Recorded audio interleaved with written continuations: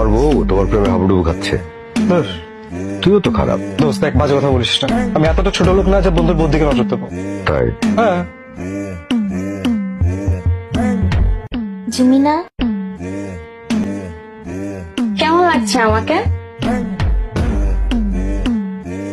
অবসর। অপসরা কি?